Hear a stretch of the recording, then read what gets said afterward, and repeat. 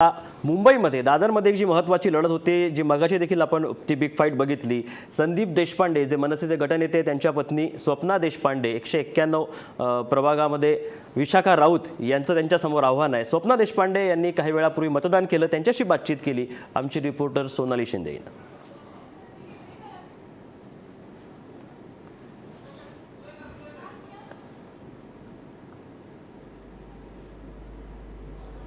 मतदार स्वप्ना देशपांडे आणि संदीप देशपांडे यांनी नुकतंच मतदान केलेलं आहे। काय सांगाल, आतापर्यंत एक अधिकारी म्हणून, तहसीलदार म्हणून निवडणूक प्रक्रियेत सहभाग किंवा वोटर म्हणून, आता एक उमेदवार म्हणून काय सांगाल? एक वेगळाच अनुभव आहे, थ्रिलिंग एक्सपिरियन्स आहे। आता काय होईल याची उत्सुकता आहे। आता बघूया, मी माझ्या बूथ टू बूथ फिरायला सुरू करते। पहिलं आधी म्हटलं मतदान करून आपला हक्क बजवावा आणि सगळे पोलिंग बूथ फिरावेत।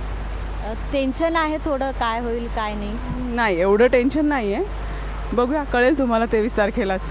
टेन्शन असं नाही आहे। काय सांगाल संदीप, तुम्ही उमेदवार म्हणून राहिलेला आहात, यावेळेला तुमच्या पत्नी निवडणूक लढवत आहेत। नाही, आम्ही 100% कॉन्फिडंट आहोत आणि आज पहिले म्हटलं आपलं मतदान करूया, म्हणजे मग लोकांना आपल्याला सांगेल की मतदान करा, म्हणून पहिले आम्ही मतदानाचा हक्क बजावला। टेन्शन आहे का सर? नाही, अजिबात नाही, अजिबात टेन्शन नाही। अजिबात नाही।